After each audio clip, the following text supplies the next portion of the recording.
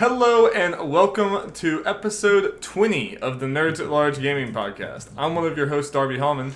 I am Jeff Hamill. And joining us today is a very special guest, Jacob Hamill. Yep, you said it right. I did say it right. Yeah, a little peek behind the curtain. I've known Jacob for like 3 years, and I just had to ask the pronunciation of his last name.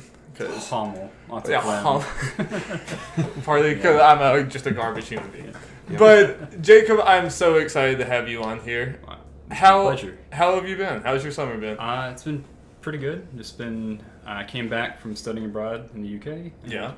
Got a summer job, worked for a little bit. I'm just moved back to Columbia for the school year. I'm a little disappointed in your lack of a British accent. Oh, yeah. But, I guess... I'm not even going to try because I don't want to come off as, offensive. But you spent a year there. You're one of them now. I think that's how it works. You miss all the fun times here also. Oh, yeah, that's true. Lots of stuff happened. Yeah. It was entertaining. Well, Jake, you've been playing some video games since you've been back? Yeah, I played a video game or two. Yeah, one or two? Yeah, just one or two. We play video games here? Yeah. I guess so. When we have time. Okay. When we have time. I have also been able to finally play some games that I've wanted to get to. I think me and Jeff both did this week. Yes, we without did. Even knowing. Yeah. I played Persona 5 this week. Same. And me too. I'm really excited to talk about Persona on this show with Jacob here, because Jacob has now beaten Persona 5 twice. Yeah, I completed my second playthrough. Did everything I wanted to do, saw everything I wanted to see. So. And about this is a long game. Yeah. So beating it twice is pretty crazy. These are like 90 to 100 hour games. So I just beat one. Yeah, I'm shooting for one time. That's all right. I'm shooting for. Yeah. But you have a pretty long history with Persona, right? Have you played all of the other ones, or? So I've played 3, 4, 5, and then I played part 1 of Persona 2. Okay. Because Persona 2 is split into 2 parts. The first game is called Eternal Punishment. First game is called Innocent Sin. The second game is called Eternal Punishment. And I played Innocent Sin. Okay. So. Well, everyone I know started at 3, so you're already yeah. You're already more hardcore with it than most people are. I'm enjoying it a lot, though. I'm a few hours in, but it's Persona. It's a JRPG, so I'm still being taught systems and how to fight, of course, because that's just long tutorial. That's the way it goes. They're still every 3 steps, they're stopping and talking to me, or Morgana is telling me something I'm doing wrong, or you're doing a lot wrong. Yeah. And just me and Jacob were talking about it before the podcast. Everyone is very mean in that game. Yes. It's a lot of very mean people. Yeah. Everyone just treats you like this awful monster person when you haven't done anything to them. It's really refreshing from Persona 4 where everyone kind of loves you to this game where everyone just hates you, just doesn't care for you, thinks you're this bad person when you're not. But just based on 2 hours, I'm like, this protagonist needs to have at least somewhat more of a personality than the Persona 4 protagonist. Yeah, I like that too. I'm glad it's not a completely emotionless, silent protagonist, because I kind of hate that. Yeah. That kind of feels like an antiquated, old thing that I feel like we should get past. Yeah. Which is still I think he kind of is a shell that you're playing. Right. But he does have some personality for sure. Yeah. You can have some sarcastic remarks and all this other stuff that I enjoy. Yeah, it's enough to where he kind of has a personality, but not enough to where you're not quite sure how he would react to certain situations. Right. That kind of allows you to step in and role play a little bit. Yeah. I'm pretty excited to get into this. I talked about last week that I wanted to get out of my gaming slump that I'm in, where nothing was really appealing to me. I think this might be it, because it hit the spot when I started playing it. Oh yeah, so since I remember right, that was your goal. That was my goal. I think I got out of it. Should we just go ahead and say if we did our goals real quick? Sure, go for it. Yeah. So the only one was the whole rut one, right? Yeah. Okay, so I had 4. Okay, again, I haven't watched Castlevania or Toy Story 3. I'll get to this. He's never seen Toy Story 3. What? I know. I don't know how. What? I saw it in the theaters with my parents. Yeah. This man was so excited that Toy Story was in Kingdom Hearts that he literally hurt his hand by hitting it on a table, but he hasn't seen Toy Story 3. It's better now. Yeah, I don't know how that happened, but yeah. 2 other ones. Finished Splatoon 2 story mode. I'm 1 mission away, but I'm in far enough where I can talk about it generally. and finish Little Nightmares. I did that. I'm interested. How's that? It's really good, really good. And a game I didn't even know I was going to have when we recorded last week, but I bought it and I finished it, Mr. Shifty. So yeah. Hotline Miami with Nightcrawler. I've seen a little bit of Mr. Shifty. It's fun. Interesting. Yeah, has some things to say about that. So, but Little Nightmares, you recommend it though? Yes, I'll let you borrow my copy. I got a physical copy. I'll let you borrow it too after he's done. Game looks so unsettling. Cool. Yeah, it is. It's. I don't play a lot of that kind of stuff because, well, usually I'm not interested, but when I play this one, it's one of the more unsettling games for sure that I played. It's kind of creepy. Definitely recommend just playing it at night, of course, with lights off. How far does it lean into like platforming other type of stuff, or is it mostly just the atmosphere of it? There's a little platforming in it, and some puzzle solving. Probably when I'm talking about more in depth, I'm probably gonna compare it to Inside a lot, just to give you a general idea. Not, Right. So, I guess we got a lot of games to talk about. We played. So how should we go about this? We do. I guess we'll just trade back and forth because I'm excited to talk about this. I didn't expect to be playing this game like at the beginning of the week, but just I wanted to play something, and it was like people were saying enough good things. I bought Hellblade on Wednesday. I've been kind of busy, so like I thought that I would have it done by now, but I don't. I think I am over halfway though. I think like 6 to 8 hours. What I heard. That's what I've heard, and I'm at least a few hours into it. I'm sure that I'm over halfway. Really, really, really cool game. Cool. It's we've talked about it on this podcast before, but it's kind of interesting what they're doing where like Ninja Theory developed it. They're kind of like normally like what you would consider maybe like a AAA developer or developing things for Sony or for these big budget things. But this was something they actually put out on their own. But it's still like it doesn't look like an indie game. It looks like a full fully realized game, but it's not. Like, you would be forgiven for, like, maybe seeing the trailers for it and thinking that this is going to be maybe some, like, hack and slash type of game or something like that. But it's not really, like, there's long sections of this game with no combat at all where it's just, like, it just focuses on the, like, atmosphere of it and the storytelling and stuff for long periods of time, but it feels right. Like, the pace of the game feels very, very good, which I enjoy a lot. If you don't know much about this game, it's kind of the main character, Senua. She like suffers from like some sort of mental illness. You don't really know what exactly, but it's clear there's she has some problem, and that's like right from the beginning of the game. One of the first things you see is they pop up like whoever worked on the game, a mental health advisor who like helped them like make the story. That's like the first credit you see, and I think that's kind of indicative of like what they're trying to do here. Because I'm just jumping all over the place, but they also say you need to play, like, this game is meant to be played with headphones on, like over-ear headphones, and I really, really think if you don't play it that way, you're missing out on a gigantic, like, element of this game. Okay. Because basically the entire game is done in, like, binaural sounds. Wow, okay. So, like, you have, like, she has, like, some voices in her head and some other things going on. And you actually hear it, like, in your right ear and in your left ear, like, going back and forth like that. Wow. And even if you, like, pass by, like, I passed by, like, a waterfall, I heard it on the left side of my head, and I moved, and I could hear the sound traveling to the right. So cool. I've had some, like, binaural things that I've listened to on YouTube and stuff, but I've never had, like, an entire game that's that way. Yeah. And it's like because it does that, it's just so immersive. Like I just find myself, you feel like you're in there because you just hear sounds coming from all over the place. And sometimes like when you're fighting, you'll hear like one of the voices in your head will shout like there's someone behind you, and that's how you know like oh god there's some or it'll tell you hey go in here, go do this, and sometimes they'll contradict each other. One will be like you should go in that cave or you should follow this, and the other one's like no don't do it, and then you're like I don't know what to do. So really fascinating, very fascinating game. I don't want to spoil any story stuff. Even though I don't know if I can because it's very like kind of artsy and kind of like you take the story what you like take what you will out of the story because it's not very like clear cut and it's not intended to be. But highly recommend it. I'm not that far in. I will say the combat and the puzzles, they're not like they get a little repetitive, but at the end of the day, that's kind of not the point of the game. The game's more of an experience, and it's only $30.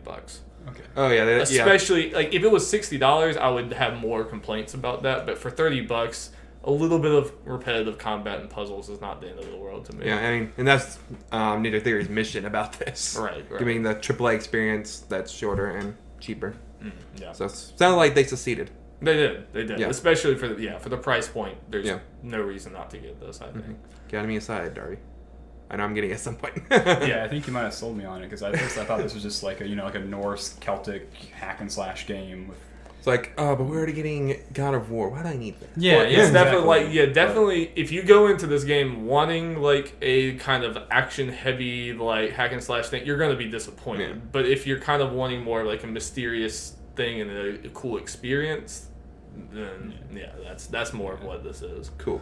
It's kind of like a somewhat historical, like it's like psychological thriller kind of. Yeah, like there are like Norse gods. Like I don't know enough about like Norse mythology to know everything, but I know like Valravn. I don't know if that sounds any familiar to you. It's this like raven demon dude thing, and like I looked up some of it, and like I see like there's references for everything they're doing, and so yeah, I think there's definitely some historical stuff in there. I just don't know enough about it to like catch it all. So yeah. I checked that one out for sure.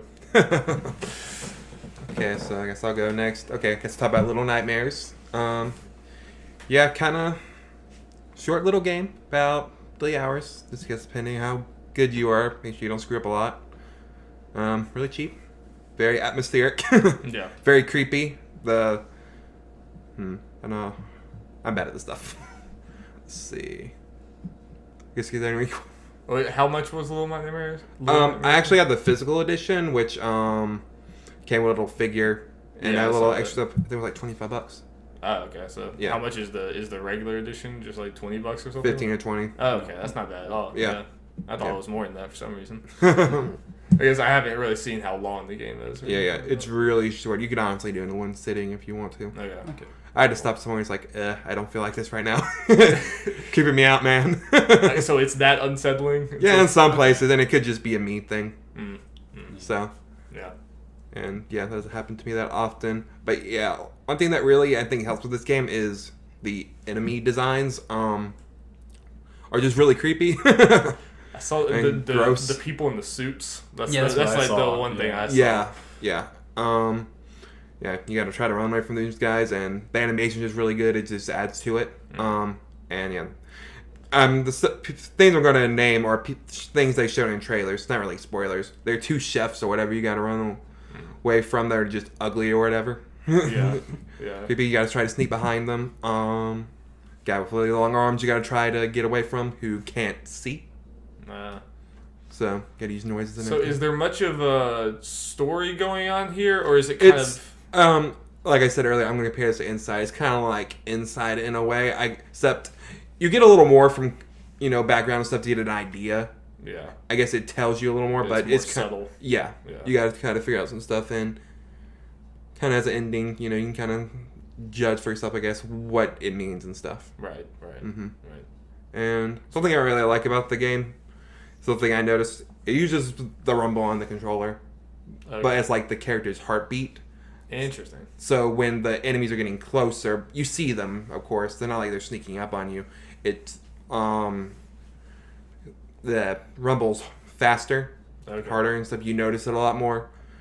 When it's close to the game, when they go away, the heartbeat slows down, and when it stops running, that's when like, okay, you're safe. Okay, that's cool. Yeah, and It's a fun feature. Yeah, that's spooky. Yeah, and of course there is some light platforming, nothing crazy. You got to time jumps and stuff, basic stuff. Some puzzle solving. Honestly, nothing too crazy. Yeah, a big thing of it is its atmosphere. Right. Yeah. No. Yeah. I try not to get too much away. Right. Yeah, no, it's short. But I definitely, for $15 especially, I definitely want to try that out. I mean, well, again, you can borrow my copy because Or borrow your yeah, copy. I don't normally say this because normally these games you just get digitally, but yeah, they actually made a physical thing for this. Yeah, I wouldn't have thought that would have been physical. And there's DLC for it. Interesting. where I guess it's a bonus story. So I'm definitely planning on getting that. Okay. I don't know how much it is, but Is it out now? the Yes. DLC? Okay. and I think it's like a part 1 of a multi-part thing. If I understood right, because I didn't want to look into it until I get done with it. Makes Okay. sense. Yeah, Cool. So yeah, I yeah, like it a lot. Hellblade and Little Nightmares, two Yeah. cheaper priced games that Right. I think are really good. I think both of these are going to be like probably not like in the grand scheme, but I mean these I think Hellblade will probably be in contention some people's game of the year. That's why I think kept on that- thinking about like with Little Nightmares and Hellblade when I played for that Night in the Woods. What happened to Edith Finch? I'm thinking I was like when we get to game of the year talks, it end up doing that on here for sure. Like Yeah. I'm probably gonna have a fair amount of these little games on there. I think a lot of these will at least be on the list. And like Yeah. What Remains of Edith Finch, I don't know if you've played it, No, but I you haven't. definitely need to. That's it's one of those. Don't know any better way to say it. Walking simulator. I still Yeah. hate Yeah. the term, but like. Mm-hmm. I just feel like it's used in like a pejorative way, but yeah, it's really good though. Yeah. I will say for Little Nightmares real quick to kind of temper expectations. While I'm, since some stuff compared to Inside in its general sense, I like it a lot. It's not as good as Inside. Yeah. So, just for people who are like Inside, don't expect it being that good. Yeah, that is a high Still bar. really good, though. High bar to fill though. Yes. All right, we have any more games before we need to get into the news? Got a couple. Wait, do you have any, Jacob? Yeah, so besides for finally finishing closing the lid on Persona, I played a good bit of Pyre, actually, which is the Oh, yeah. Right.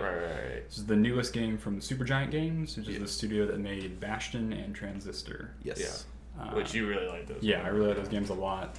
This game, so far, all of Supergiant games have been different in like their own sort of way, and this is like the most different, I think. Because Transistor, Bastion is like a isometric kind of hack and slash. Mm-hmm.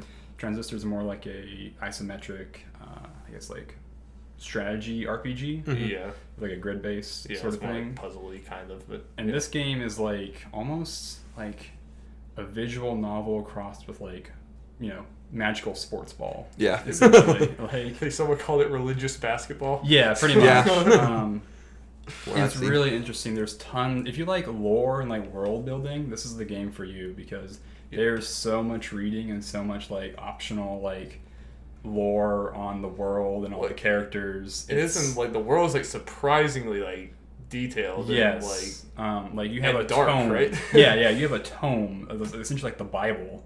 And as you play through the game, you unlock like more chapters that you can read, and it kind of details like the story and how like the place came to be and that sort of thing. And it's really, really interesting. How's the gameplay? Like that when coming into this game, I was very confused. I'm like, so is this some weird basketball-ish game? Yeah, It's like NBA Jam crossed with some magic thing. Yeah, so essentially the goal is you're trying to free yourself from this imprisonment in this place called the Downside, which is where this country tosses their criminals and their enemies of the state. And so to get out, you have to complete these things called the rites, which is essentially magical basketball. Yeah.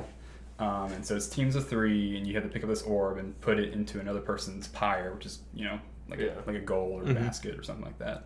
And it's the gameplay is simple enough to where it's easy to understand, like it's pretty easy to pick up, but it's complex enough to where after playing like so many hours of it, even I'm like, well, I'm not doing as well as I should. Like there's so much like I could be doing so much more with this, but I'm not. Because there's a lot of high level, I guess, like mind games you can play, and, like spacing but like control wise, it's pretty simple to pick up. Okay. I'm interested to try that, the multiplayer mode, because I know you can do that. Yeah, game. I'm scared to go on that because I feel like I could get destroyed. Yeah, everyone I've heard has talked about the single player mode mostly. Yeah. Which going into this, like maybe I was just like out of the loop too much, but I feel like I saw a lot of other people. Like I thought it was multiplayer only when it was like first announced. I'm kind of glad to see that it's not. Yeah. It's also much longer than Bastion and Transistor. I think I was to ask you, I know you're not done, but do you know about how long it is? I want to say it's probably around 12 hours. Oh, okay. I feel like I'm like 5 or 6 hours into it, but Bastion and Transistor are like around 5 hours each. Yeah, that's longer than I would have thought. I would have thought around the 6 hour range. Yeah. All these indie games that are just really good this When year. I've heard like Pyre isn't it like you can actually like if you lose games or like lose a match or something, it could actually like affect like the characters, right? Like in really Yeah, so severe like ways. it's interesting because if you go to like the pause menu, you can pause it any time. You like I want to restart like the match. It's like look, you can do this, but your game will continue even if you lose. Yeah. So it hasn't happened to me yet, but I've heard people they encourage you to not restart it, cheat, to actually yeah. just see what happens in the story. Yeah. Cool. Yeah.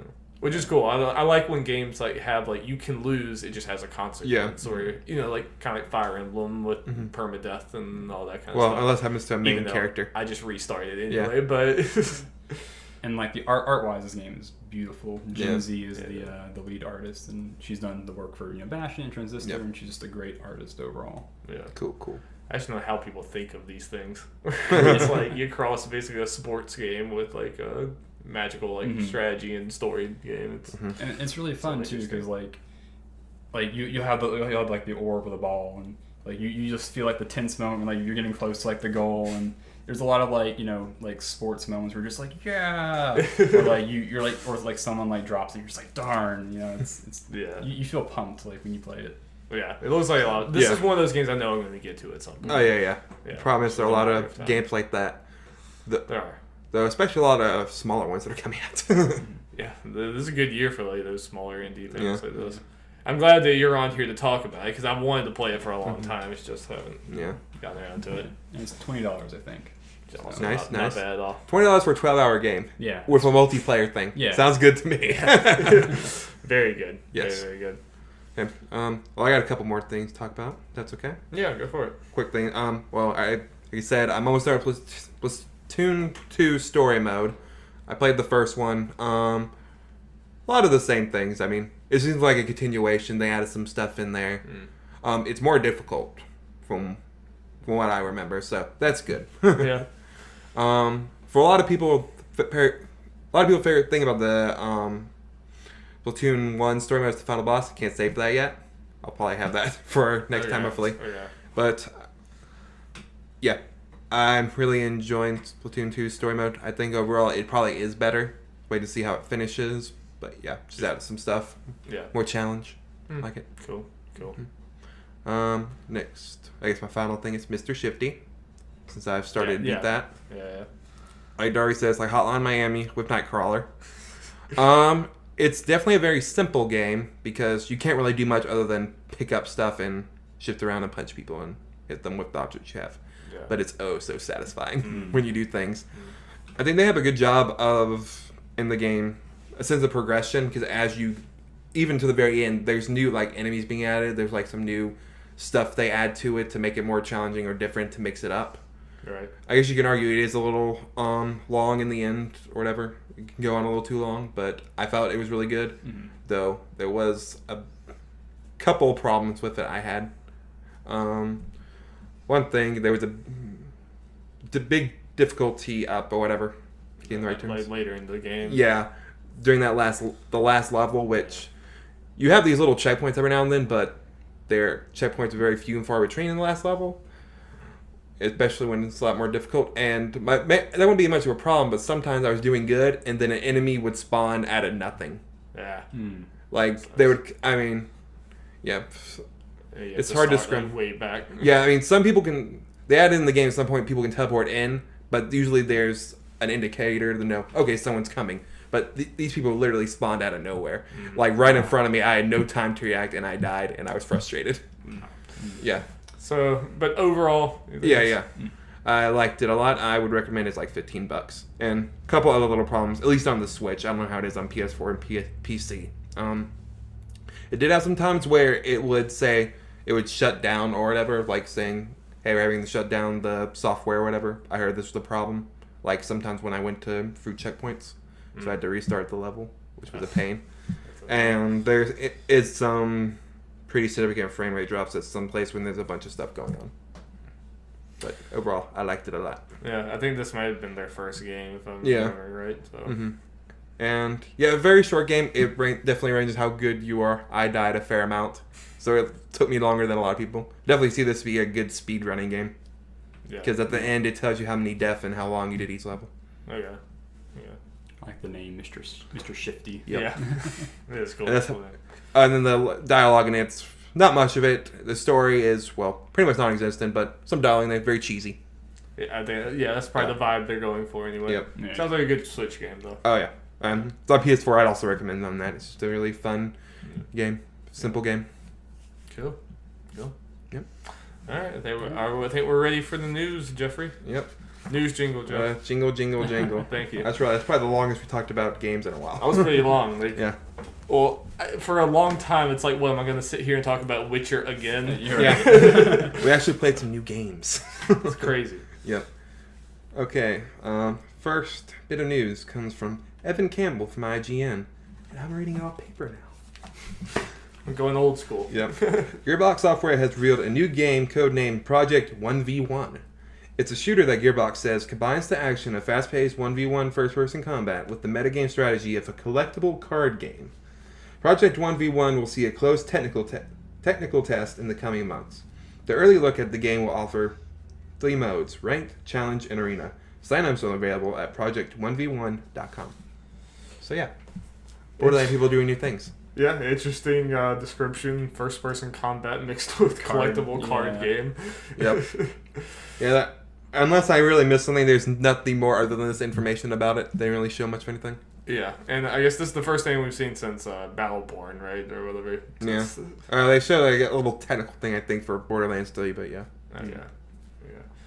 Well, interesting to see them, trying another thing like this where there might be like multiplayer type thing. I hope it works more for them than Battleborn. Mm-hmm. Actually, we should maybe look into that technical thing to see if it's for PS4, Xbox One. Sign up, because why not? Yeah, why not? Yeah. I appreciate Gearbox doing like weird and interesting things like this. Mm-hmm. Even if it's not for me, because I don't really care for first-person shooters or card games. So it might not be for me, but I appreciate the effort of them doing different stuff. Yeah. Oh, and I like the Gearbox could like for the rest of their lives just hang on the crutch of Borderlands and ride that out until we're tired of it. But I'm kind of glad they're trying other things, and even after like Battleborn kind of exploded and was terrible, terrible in the fact that like sales, because it launched at the same time as Overwatch and it was just bad timing. I'm glad to see that even though that failed, they're still trying to do new things. They're not like scared away from it. Again, like what you said about them not just doing Borderlands. Weird to think how long it's been since we got Borderlands 2. I feel like we've got to the sequel by now. Yeah, I mean, we all know it's coming. Yeah, well, they said so. Yeah. But they easily could have just, kept going with that and just tried to milk that for all it's worth. But I don't think they have. I still love Borderlands. Yeah. Excited. Mm-hmm.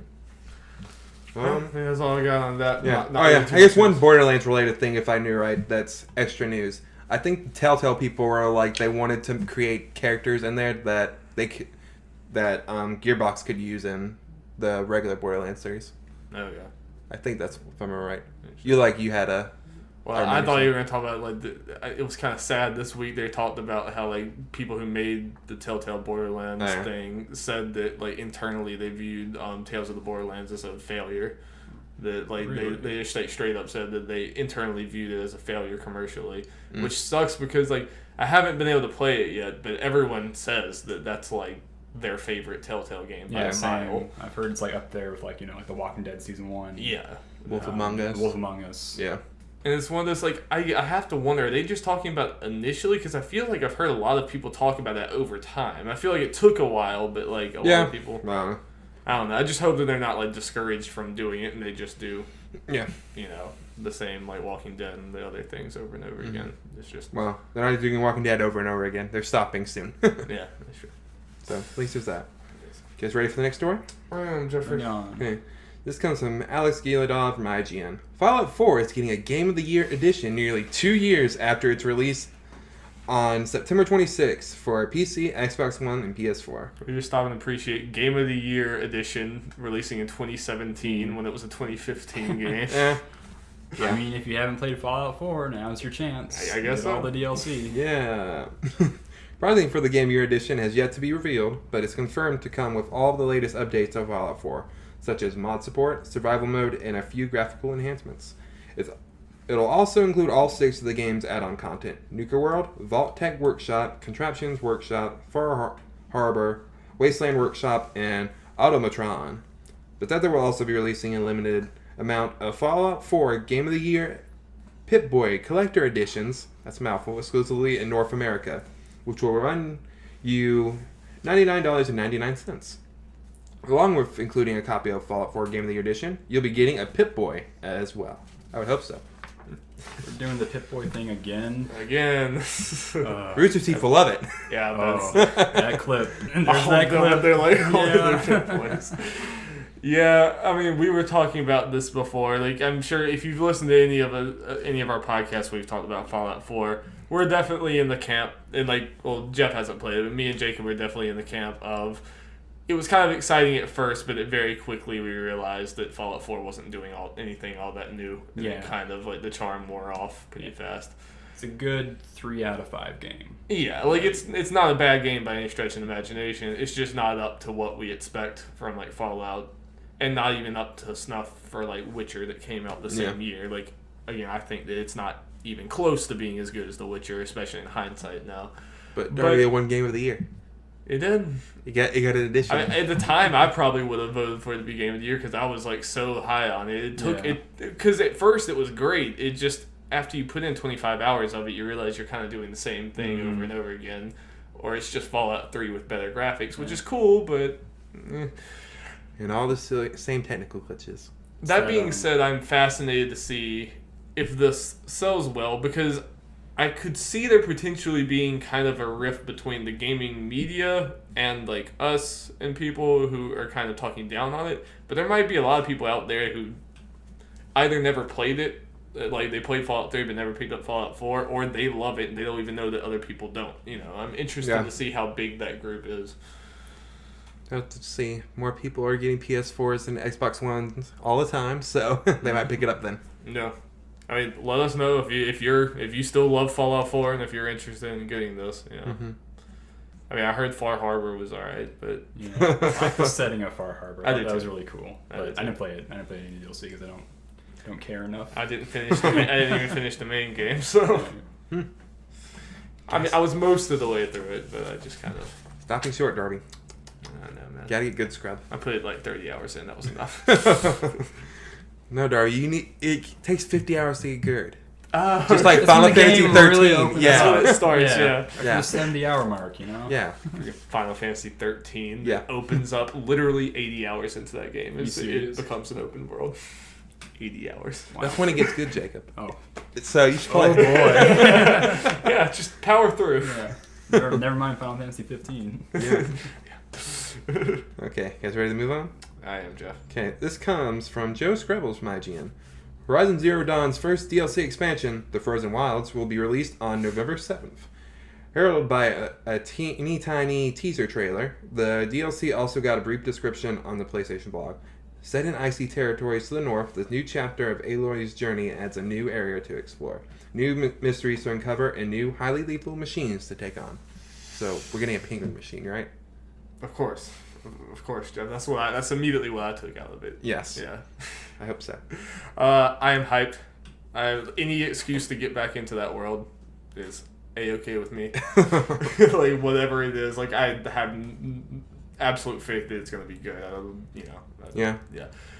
You guys need to play Horizon. You really do. I'll get to it at some point. It's going to be a Black Friday holiday thing. Yeah, I mean, that works. Yeah. That's perfect. Yeah. That would be a great winter break game because it's pretty long, there's lots of stuff to do. There's so many side quests and stuff that are really entertaining. And if you don't fit early enough, you have a whole DLC expansion to play. Right? That'd be perfect. Yeah, you can just keep going. Just keep going right into it. Also, this is random. I just want a brief aside. I really like the cover art thing for the DLC. Have you seen it with it's all icy everything, but then there's this glacier pool thing in front of her that's rainbow colored basically. It's bright colors in this spot and it's icy all around. It just looks really, really cool. I'm trying to think. Are there any games of note releasing around then that this could affect? Other than Xbox One X. There's a console of note, I guess. I wonder if this was a decision that they made. This is, in case not everyone listening, this is coming out the exact date of the Xbox One X is. And Crackdown 3. And Crackdown 3. I don't know if this is hey, don't look at Microsoft. Look at this game. Remember Horizon? Yeah. I saw people talk about that, but I'm like, but it's a console against an expansion for a game. Yeah, I don't think DLC could. I don't think it'll do anything. I just wonder if it was if they thought about it at all. but or if it was just like completed. Just I saw people talk about that seriously. I'm like, that's a little bit of a stretch there. Yeah, I mean, I agree. It's not like this is not something that's going to be like, oh, Xbox saw a hit in their sales because expansion of a game came out. I don't think that at all. I think it's more just like a message. It's just funny to me that it's coming out the exact same day. Mm-hmm. But I guess when you get to November, there's only so many release dates you can have. So especially if you release games on the same day. Every time. Right. Yeah. But I will be getting this day one, just like I'm getting Lost Legacy day one. You're getting them expansions, Darby, and then DLCs. Yeah. The excuse to jump back into games that I love. I'm always down. Speaking of going back to games people love. This comes from Kevin Knedzevic from GameSpot. 3 more popular indie games have been announced for Nintendo Switch. Super Meat Boy, Mutant Mudds, and Inversus are all heading to Nintendo's new console. Everyone knows the first one. I'm not sure about the last two. Super Meat Boy developer Team Meat announced the Switch version on Twitter, posting a photo of the super tough platformer running on Switch. Mutant Mudds creator Jules Watsham took a similar tack, tweeting out a picture of his game playing on Nintendo's console. Neither developer has announced a release date for their respective titles just yet. Meanwhile, Nintendo's official Twitter account revealed that an expanded version of the negative space shooter Inversus will launch for Switch this fall, dubbed Inversus Deluxe. The game features more maps, ranked multiplayer, new powers, and other additional content. So yeah, the Switch games keep on coming that people have had for years.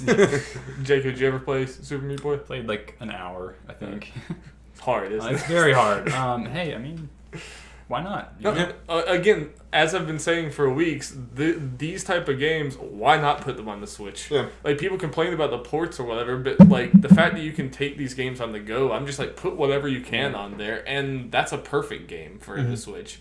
You're like sitting there like waiting in line to get on the train or do something like that, and you can just play Super Meat Boy. I mean, it's like almost like a phone platform, but so much better, like so much like crazier and harder than that. But it's that kind of like quick pick up, put back down gameplay. Yeah. As far as these ports go, it seems like it's in a way a lose-lose for Nintendo when they announce this stuff, because like you said, people complain about the ports, and then when these games aren't on there, they're like, Nintendo can't get any third parties. What's going on? Yeah, it is. And I mean, like, I guess, like, I could see the complaints, being like, everything on here is old or whatever, because, like, they do need to start getting some new third party and new other things on here, but at the end of the day, like, if this will get them sales and this is an easy thing for them to do it. Yeah. Because every time we get a port like this, I feel like it's kind of different to have Super Meat Boy ported to the Switch than to say, like, if it wasn't on the PS4 to have it ported there, because the Switch you can take anywhere you want, and that's kind of the huge selling point, is that not only can you play Super Meat Boy, you can play it wherever you want. And this is why some people who probably already have the game might get it for the Switch. Yeah, that's where I saw people on New Year's say, like, well, I guess I'm double/triple/quadruple dipping. Yeah. Doing that for a lot of games. Yeah. So, yeah, it's working. Yeah. If you haven't played Super Meat Boy and you, like, hate yourself... and you like love really, really difficult platformers, definitely check that out. Yeah. Did Alex and Olivia ever finish it? They were very close. Okay. I think they're still just, it gets very punishing at the end. If that's the case, it's the game for you. Yes. It's kind of if you like Dark Souls, it's just that kind of thing. Okay, you guys ready to move on? Yes. Okay. This comes from Alex Osborne from IGN. Overwatch Arcade will soon feature Deathmatch, Blizzard has announced. Deathmatch, which is now available on the PTR, brings with it a new map and 2 new modes, including Free-for-All, which features 1v7 matches where players compete with the goal of being the first to get 20 kills. The other is Team Deathmatch, which pits 2 teams of 6 against each other, with the goal of being the first team to rack up 30 kills. In this mode, Mercy Resurrections will subtract kills from the other team's kill count. While several of Overwatch's existing maps have been modified for Deathmatch, Blizzard is also adding a new map called Chateau Guillard that is designed specifically for 2 aforementioned new modes. Additionally, Deathmatch features a new scoreboard to keep track of your kills. So, we're finally getting what we want, new Overwatch modes. Yay! That aren't seasonal. At least I hope. Yeah. They would have said so, I think. Yeah, they would have. This is awesome, even though, like, I was saying to them before we started the podcast, like, part of the reason why I got into Overwatch when I normally don't get into multiplayer shooters at all was that it wasn't deathmatch. It's like this team-based thing and everything. Yeah. But I think it's awesome to have this as something else to do. Yeah, an option. Yeah, as much as I absolutely love Overwatch and I'm playing it constantly, they need to start getting some new modes in there, and they are, but they need to like keep doing that And keep the ones they add in there forever. for it to still feel fresh to me. Because like there was a time there I stopped playing for a while because I kind of got tired of it. But stuff like this helps a lot. Yeah. Because like before, like you know, a lot of us will get on there, and sometimes we'll play the arcade for a few matches to get warmed up before we go into like competitive with that. Well, you guys. Yeah, we do, and this would be an awesome thing to do that to like test that out. And I thought that me being a Mercy main was going to be useless in this mode, but the fact that Mercy resurrecting people takes away kills from the other team. Mm-hmm. It's Nice. cool. I get to still use my main character and feel like I can help even though I can't shoot worth a crap. Yes. You have the things you can do. Yes. We need to rope you into Overwatch at some Yeah, point. Look, really, I want to everybody- play it on PC, but I don't have a good PC, so. I mean, yeah, I would like to play it there too, but you don't have to know how to. You don't have to be a good shooter because I'm definitely not a good shooter. I just heal. I'm awful. I'm in a weird place because like I know all the characters and all like the Overwatch jokes, but I've never actually played it. So. I mean, yeah, you know Kyrie. Yeah. That's true. I think we handed you our controller one time or something. It was just I threw you into a match if I remember right, but maybe we didn't. I don't know. I don't remember, but it's forever ago if it was. Yeah. I guess we do know a lot of people who play Overwatch, even if you Yeah. don't play it yourself. Yep. Okay, you guys ready for the next bit of news? Yes. And this comes from Alex Gillidoff from IGN. This idea, Final Fantasy NT's upcoming closed beta will begin in late August, Square Enix announced. The beta will run from August 25th at 9 p.m. Pacific Time through September 3rd at 9 p.m. Pacific Time. For those living in North and Latin America, the last day to register for a chance to participate in the beta is on August 20th. You can register on Square Enix's website. Though Final Fantasy X antagonist Jet was recently revealed as a fighter, Square Enix has confirmed he won't be playable in the beta. So yeah, I guess kind of two bits of news in there. Jet announced and beta times announced. Which as far as I know, I'm getting in. You're signed up? Yeah. Thing? I typed in a code, I got it from a website, being like, and yes, on Square Enix site, and they're like, yeah, we'll send you a code, pretty much. So should be able to get them. Well, hopefully I can come over and play some. Yeah. Well, luckily this seems like it's gonna last over a week, so. Okay. That is good. Yeah. That is good. No time. Have you seen this game at all? I have not. Like, isn't is it Dissidia? Yeah. Yeah. That's how I pronounce it. Doesn't mean it's right. Yeah. Isn't that like that crazy long game that like just goes on forever? I think It's like a It's not Fire Emblem. A fighting game. Final Fantasy like fighting game. Oh, okay. It's like all Final Fantasy characters, but it's like a 3D fighter thing. Oh, okay. Like that. Mm-hmm. No, I'm thinking of Like Disgaea. the Never mind. Oh, Yeah. yeah. Those are I'm close. out of the loop with this. That's cool though. I need to show you this though. Like, the game is cool. The Like HUD. the other Dissidias are cool too. 'Cause it's just like Final Fantasy characters and fighting. It's cool. The UI, like the HUD in the game, is atrocious. Is it? Oh boy. So much HUD. It's Oh, like boy. covering like half the screen, and so much of it is unnecessary. All these numbers, Jacob. It'll Wow. take you 2 hours just to figure out what it all means. It's just Oh, boy. meters and characters' faces just on like Yeah. a fourth of the screen and like numbers everywhere. It's Like, pretty freaking Compare like the terrible. Injustice 2 or the Mortal Kombat X, like the very clean, simplistic Yeah, UI yeah. in this. I Yeah. want to see those two play side by side. Yeah, I need to show you afterwards because it's really bad. The gameplay looks cool. I mean, again, I'm just so bad at these 3D fighters. I wish it was a 2D fighter, like Dragon Ball Fighters or Mortal Kombat or something like that, because I'm so much better at those. But I'll give it a shot. Anyway. Well, yeah. Again, if I'm in, we'll be able to give it a shot. Yeah. Yep. Don't know which all the characters are going to be in there. Probably all the heroes, at least. So, should be a pretty big roster, the beta. Kill. Yeah. Ready for the next bit of news? Yes. We're going for this pretty quick. Okay, this comes from Alex Gillidoff from IGN.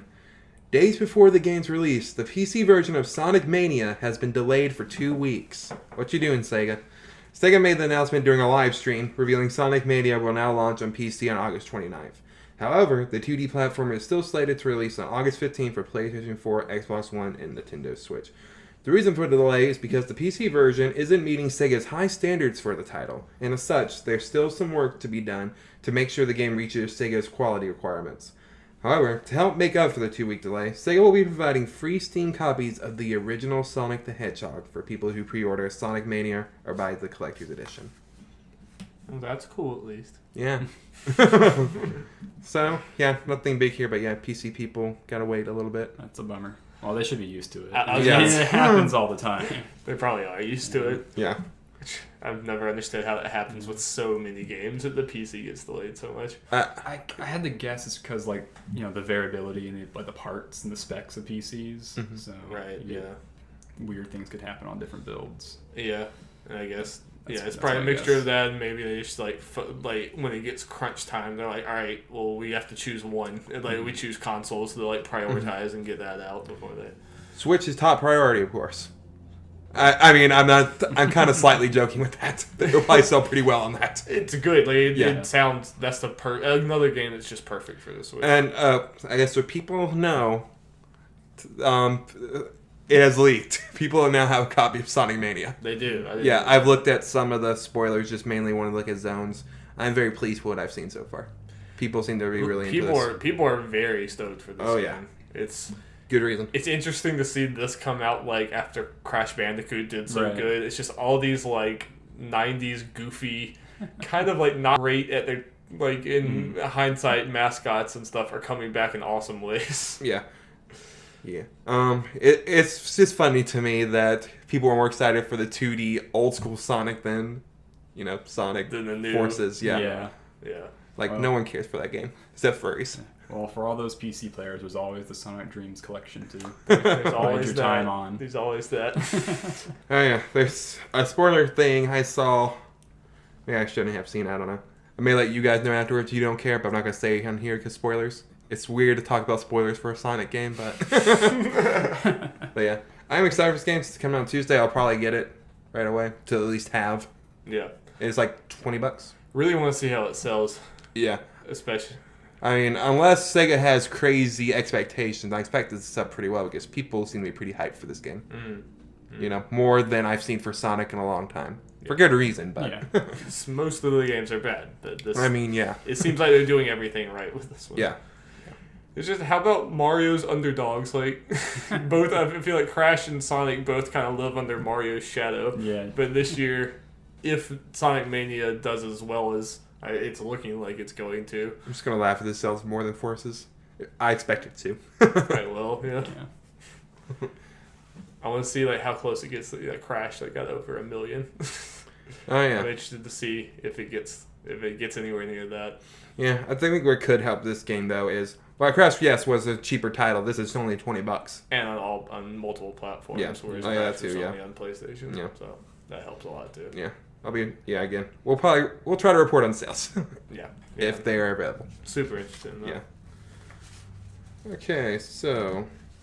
You guys ready for the next story? Mm-hmm. Okay. This comes from Alice Gilidov, again, from IGN. Milton Guesti? How do you pronounce that? Let's make Jacob try now. Guasti? Guasti? We'll go with Guasti. The creator of Project AM2R, another Metroid 2 remake, is now working on Ori and the Will of the Wisp. Guasti announced on Twitter he joined Ori developer Moon Studios as a level developer on Will of the Wisp. I'm now part of Moon Studios, Guasti said. I'll be working on level design for Ori and the Will of the Wisp. Guasti's Metroid 2 remake was shut down by Nintendo last year after it was finally released for PC. The fan project, which began development in 2012, added improved sprite graphics and new gameplay to the Game Boy title, in the style of the GBA game Metroid Zero Mission. So, yeah. So this is just a cool, like, kind of feel-good story. We've seen this in the past where some people have made, something like licensed game they didn't have the right to do, and they made it and get shut down. And sometimes it just gets shut down. That's it. But we've seen them like get jobs and stuff. But Nintendo's usually never the one to do that. Right. They just shut down and kill it, and it's done. So it's really cool to see. Ori and the Blind Forest is like one of my favorite games in the last few years. The game's phenomenal. Mm-hmm. And it's like a Metroid type thing. So it's awesome to see like that smaller studio pick him up and he like gets a job out of it. Yeah, and I've just heard nothing but good things about AM2R. Yeah. as far as level design and everything. And I think like the Moon Studio guys like talked about like how they had like a interview with him like for the job, and that just like a minute into like his conversation talking about like some other game he was working on, he was just like so excited about it, and they could just tell like, yeah, we need this guy. That's cool. Yeah, I need to play the original Ori. Yeah. Now that I have an Xbox. I played it. I wanted to play the game so bad, and I didn't have an Xbox, so I just got it on my laptop, which barely was able to run it. It was like the frame rate was bad sometimes. I did all this, but I powered through it, and it's a really, really good game. So, play Ori, get Ori, Will of the Wisps Day 1. That's my game plan. Probably. I assume that's what's going to happen. I see no way you don't like Ori. Yeah. No. So, good for you, Milton. Yep. Dar's not even going to attempt that last name. Nope, just Milton. Okay. Next story. This comes from Tom Marks from IGN. The creators of Spelunky, Downwell, and more have announced their next project, a collaborative collection of 50 brand new 8-bit games called UFO 50. The announcement trailer gives a first glimpse at some of the games available. I think most of them were in there, actually. It looked like. It looked like it. Yeah. The 5 developers involved are Derek Yu, Eric Shirk, John Perry, Paul Hubbins, and Ochiro Fumoto. I just hope none of these people's names I pronounce ever listen to this. Each game has one person acting as a director leading its development, but all 5 of them have had a hand in making every game in UFO 50. A Q&A on its official site explains that these are not microgames or minigames, saying they are slightly smaller than a typical 8-bit game from the 80s might be. Putting that into context, it also says that completing the entire collection could easily take over 100 hours. The UFO 50 games span across lots of different genres as well, including RPGs, puzzle games, side-scrolling action games, and even tower defense. While a majority of them are single-player, roughly a third have either co-op or competitive multiplayer modes too. The collection is expected to release on PC sometime next year, with other platforms coming after. A price has not been said, but the Q&A says the developers want it to be an easy purchase. Sounds neat. Very. Yeah. It's a cool concept. Yeah, it is a really cool concept. Games look pretty cool from what we saw. I mean, you can obviously look and be like, oh, that was like blah, blah, blah, but, you know. Yeah. But with their own little twist. I'd love to see, like, if someone talks to them about how this concept came about. Yeah. Like, did they have a bunch of game ideas and they were all talking about it and they're like, let's just do them all? Or was this always the plan, like, from scratch? I'd be interested. Did a couple of these guys just make a couple games for fun and then they were like, hey, let's just make more and make a collection? Yeah. Yeah. And I love the whole, like, you know, we found, like, the collection from, like, this old 80s, you know, like, kind of selling it like that. Like, it's found this, it in a dumpster. Yeah. Basically. It's really cool. Like, and if you go watch the trailer, if you haven't seen it, everyone listening, because it really, especially if you like old school games like that, they all look like they could be, like, straight from the 80s. They look really cool. So, but it sounds by that last little bit, this is going to be a pretty cheap thing. So if it is and comes out on any of my platforms, I will probably look into getting this. It sounds cool. Yeah, you get 50 games for probably not that much money, even if like 30 of them are good. Yeah. Yeah, that's what I'm worried about, because 50 is a lot of games. So, like, you know, how many there are going to be a couple of duds in there. Kind of, how many are going to be duds? How many are going to be actually, like, good? It's something I would definitely probably want to look at reviews and like, listen to, and maybe see some gameplay from a lot of them first. But and how many are just, like, straight, like, kind of like knockoffs of, like, other games you've probably played or know of, you know? Right. And it might just be like a worse version. Yeah, like doing this, like, you kind of want your own games to stand out, be able to be held on their own merit, besides just being like copies of old school NES games. Right. Yeah. It's one of those. It's definitely not like a guarantee. I think, but the potential is there. For there's sure. potential. Yeah. I just read that RPG thing. I'm like, I hope there's like just a decent RPG on there. That'd be cool. That'd be cool. It really had some like Legend of Zelda style like games in there, and it essentially even has like tower defense, which I don't even think was really a thing back then. But they're just kind of like it makes sense though, like in the. And I'm happy to see about a third of them. So that's about 15 or so have co-op or a multiplayer in it. That's neat. I hope they're a cool thing that you could have a room full of friends and play, and it feels like you're playing NES. It feels like you're playing some old school thing like that. So again, this has potential to be really, really good. Yeah, and I just love it. As soon as I heard about this idea, I think everyone's been talking about it this week about how cool this sounds. Yeah, I don't think I've ever heard of anything like that when they like make a fake studio and like put it all under. And the fact that it's multiple developers like working on this same project is really cool too. Like a giant collaborative effort. Yeah. And everyone loves Spelunky. I haven't really played it, but a lot of people do. So neat. I am very interested. Very, very interested. Did they say the platforms? They just said PC sometime next year and then other platforms coming after. Okay. So hope Switch. Yeah. Because that would be cool. Lucky for me, as long as it's a platform other than PC, I'm good. I wonder what like the file size would be. Like they're small games, but there are 50 of them. You know. I don't know. Probably still pretty small overall. Yeah. Probably A gig. Yeah. Which would be nice because, especially if it only came on Xbox or something, I already have lacking space on there. I only have a couple games. And Switch, you have to start using your SD cards anyway. So. Or delete stuff. It's a shifty when you first go, so I'm done. Okay. It's ready for the final story. It's a controversial one. This is a long one. I might be skipping around here, so I'm not just reading for 5 minutes. So not all this probably needs to be said. This comes from Eddie Makuch, I don't know, from GameSpot. I think it's McCutch, but I'm not. Okay, let's get to the story. Warner Brothers and developer Monolith have revealed new details about Middle-earth: Shadow of War. Namely, that the game has a microtransaction store called The Market. As explained in a forum post, players will be able to purchase things like loot chests, war chests, XP boosts, and bundles. An internet connection is required to access the market, which comes as part of Monolith's expansion of the Nemesis system.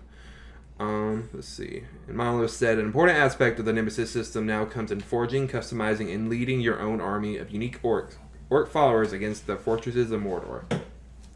There are different ways to do this, including dominating orcs by exploring the vast open world and encountering them as part of orc society, or players can acquire orcs and other items through the market.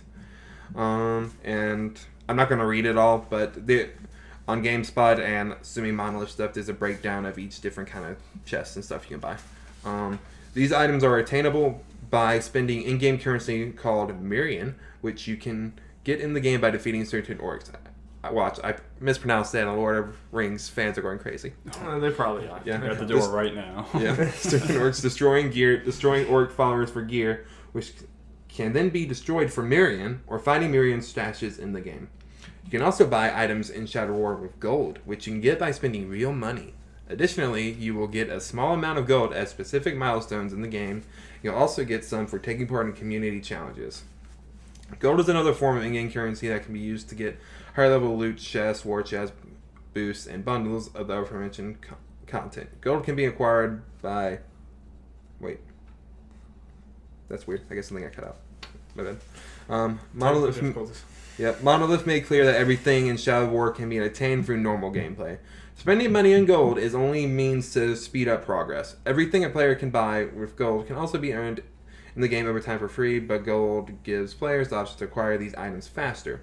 No gold purchases are necessary to enjoy the complete game experience, Monolith said. Pricing for Shadow War's microtransactions has not been announced.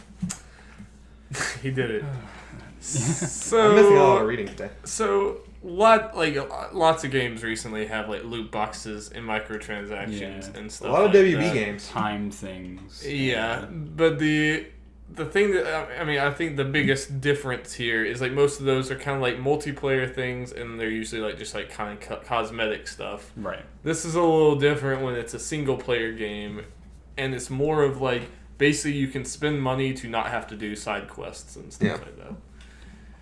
Which is a little weird.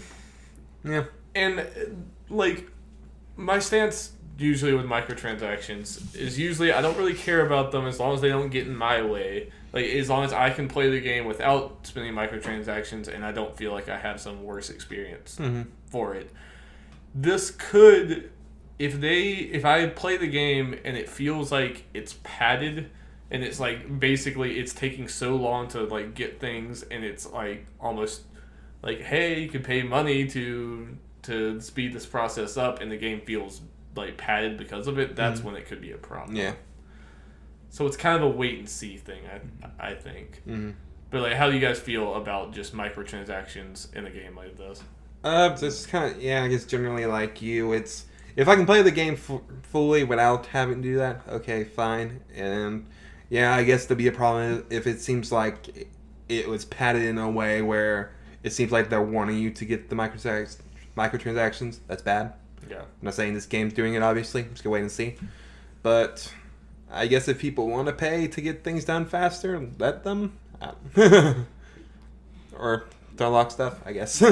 This reminds me a lot of my experience with Metal Gear Solid 5, The Phantom Pain, Mm-hmm. where in the game, to develop new weapons and expand your base, you need to get in-game resources, and then you use those resources, and it's put on a timer. So it's going to take 15 minutes to make this gun, 4 hours to expand the space. And while it's not egregious, it's not 24 hours, it's annoying, and I didn't like it, and I felt it was an unnecessary feature in the game, and you could pay for real money to get these coins, which would get rid of the development time.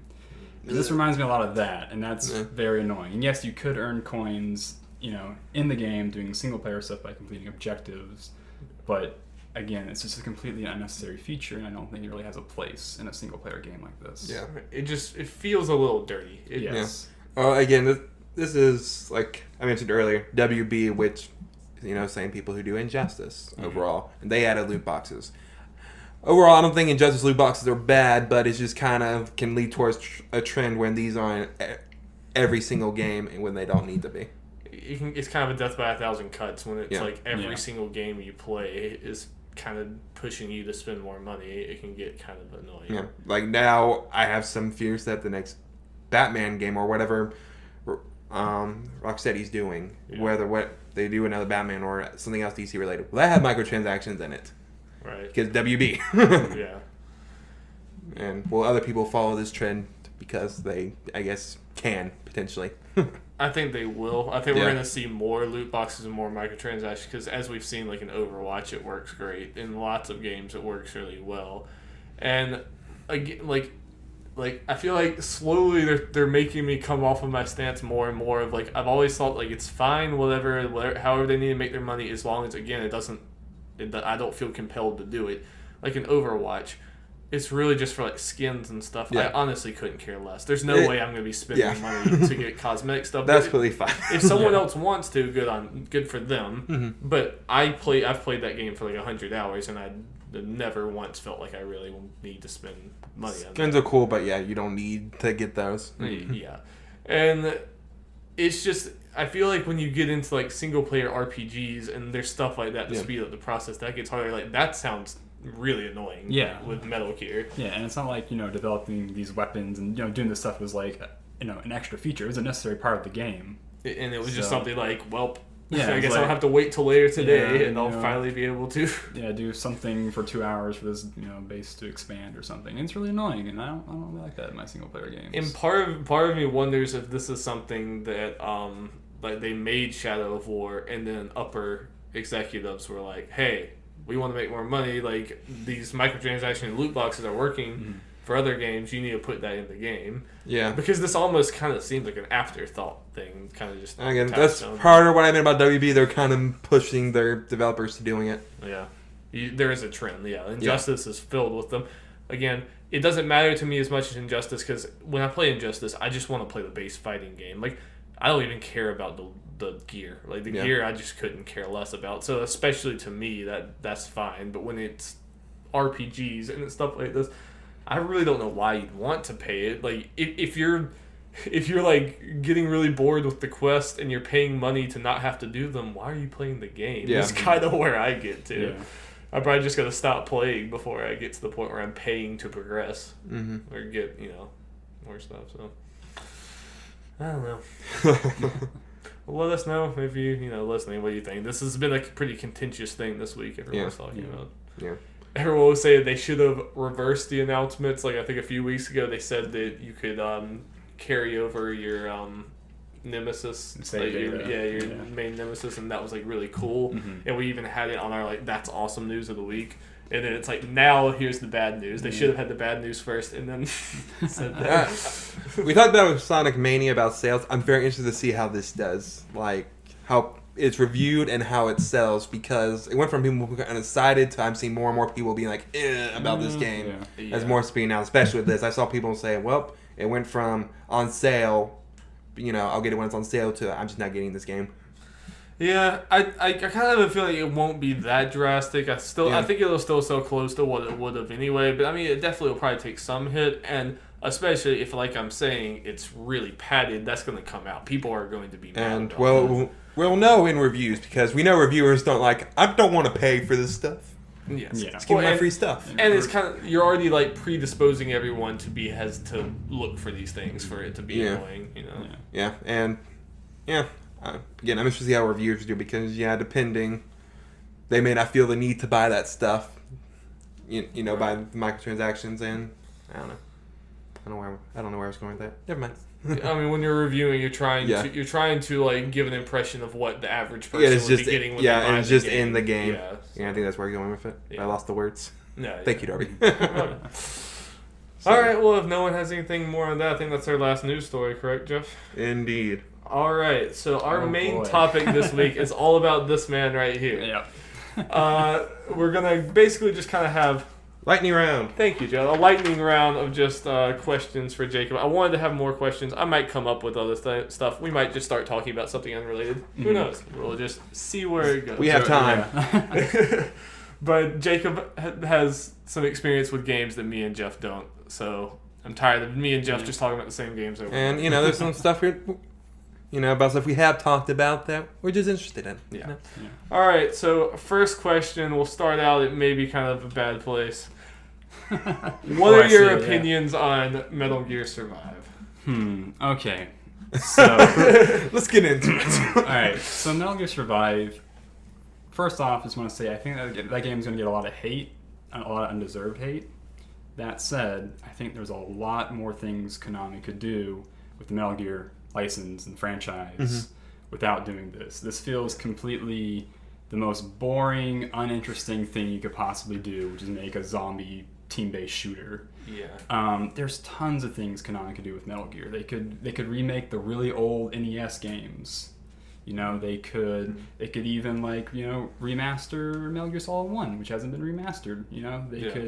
They could even do they could do a certain character spin-offs. They can make a Revengeance 2, which a lot of people really want. Yeah. And instead they're doing this very boring, safe thing about Metal Gear is based off of its characters, its crazy, fun, interesting characters, and instead you're gonna be playing as boring soldier men fighting boring zombies.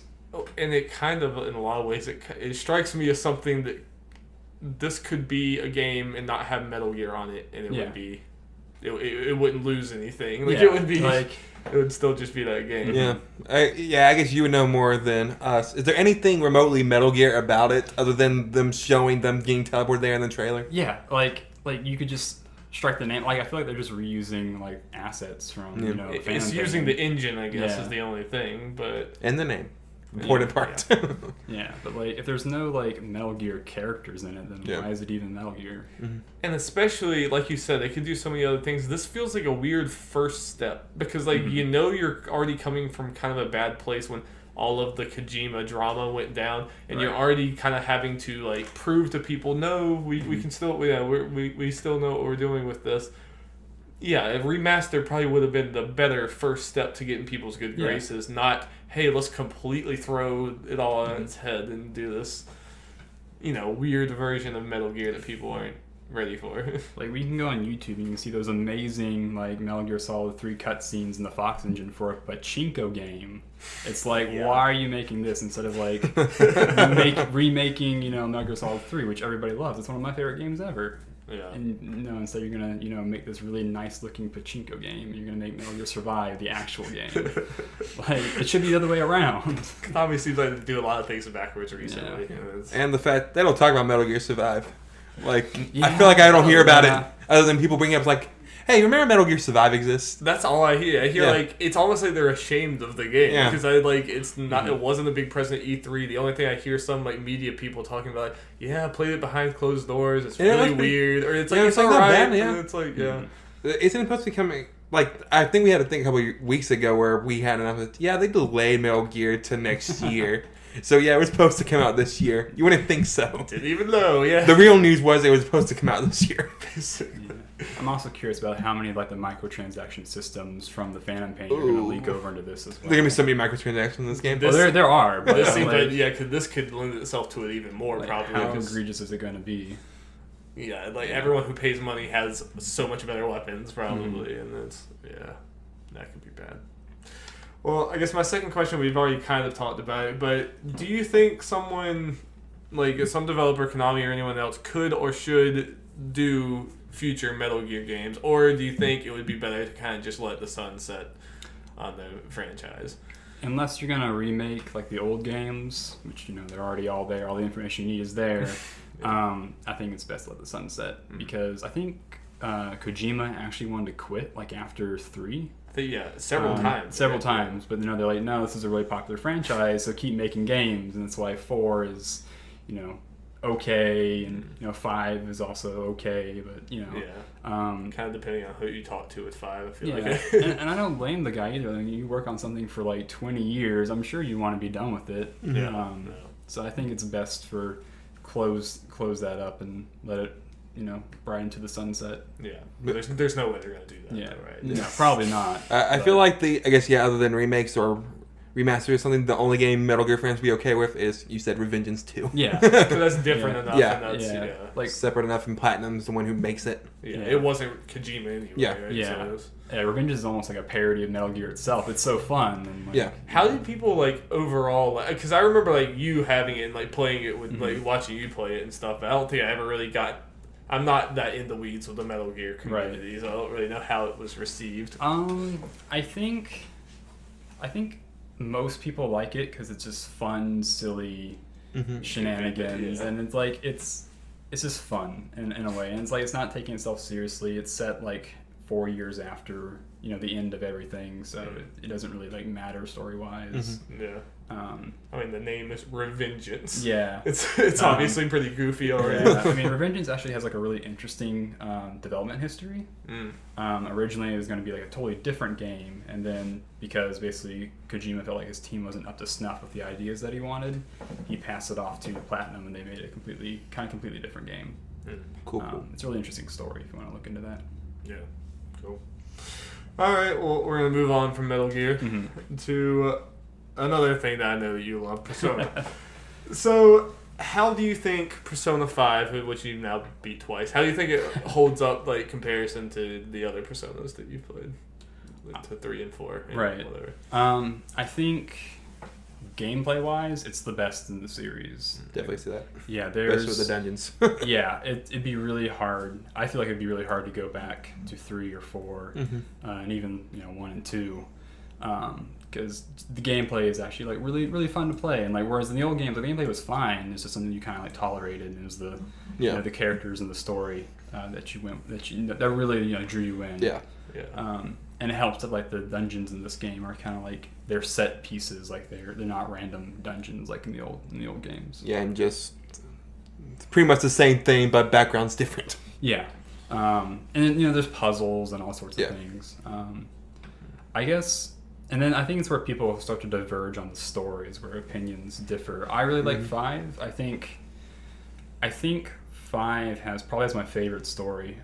Cool. Now I haven't played Part 2 of Persona 2, and a lot of people say that Part 2 of Persona 2 is really good, is the best in the series. Okay. But I really enjoyed 5. I think it's a really fun story, and there's some twists in there, and it's really good, I think. I've heard people say they like the characters and some of the other ones better, but yeah. I'm not entirely sure how I feel. I mean, I like the characters a lot. Right. I think what this game misses compared to 3 or 4 is the school stuff. The school, I mean, you guys are both in the very beginning. Yeah. And, it's kind of more focused on the school there, but after that, the school kind of fades into the background. There's not really a whole lot to do at the school part, whereas in 3 and 4, there was always something to do. There was a character that you could hang out with that was directly tied to school club, band or best people, kendo or something. Yeah. Whereas here, the school is almost just a background kind of element to it. I think as far as like the whole hanging out with characters goes, I think 4 probably has the better like party, like they're called confidants in 5. They're called social links in 4. Yeah. 4 has the better like in party character quest lines.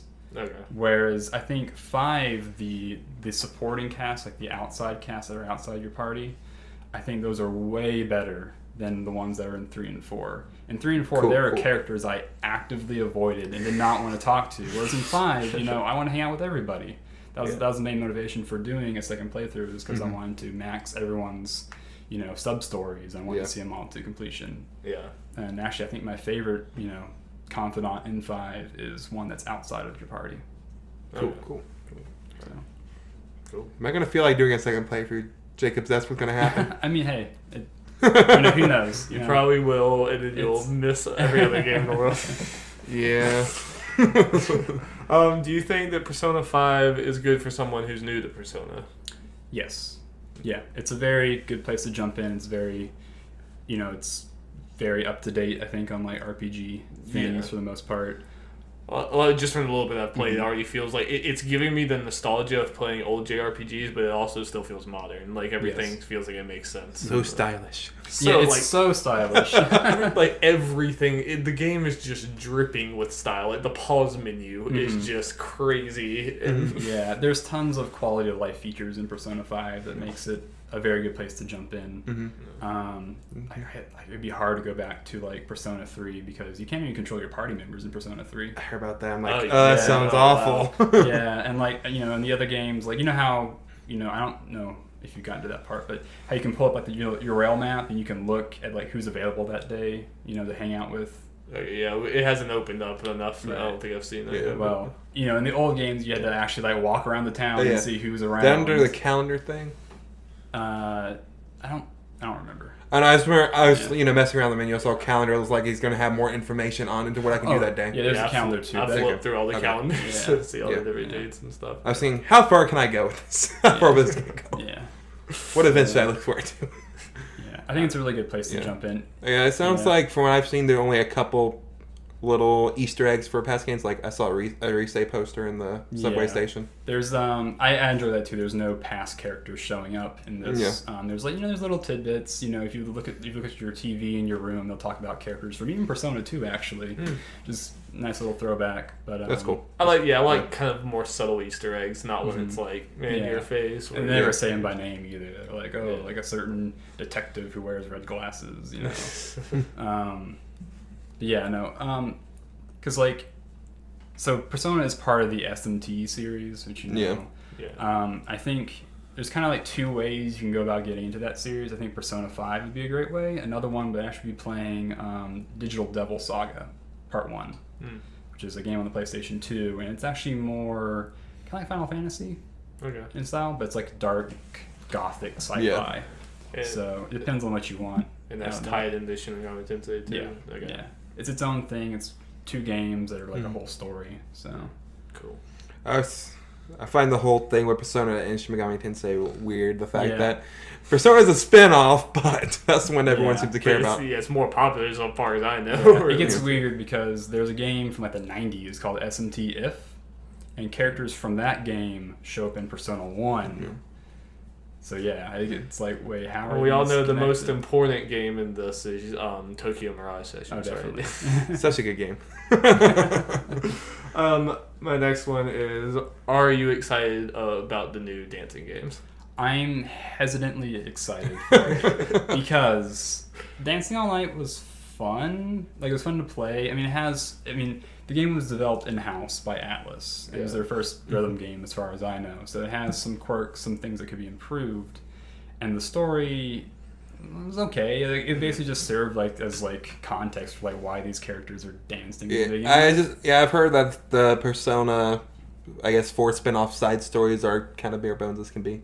In the fighting game, and I guess I don't know about Persona Q. Yeah, they're okay. The problem is that they're canon. Persona Q is the most canon, non-canon thing ever. Oh yeah, I keep on forgetting I heard Persona Dancing All Night and the fighting game are canon in the universe. Which is I found that weird. Yeah, I don't know how I feel about feel about that. Especially Yeah. a fighting game. That's kind of Yeah. weird. Did they just start a fight And a club? rhythm game. However, I think there was an article on Silicon Era that stated that they are working on a mode to replace the story mode. So the chances are 3 and 5's dancing games will be non-canon.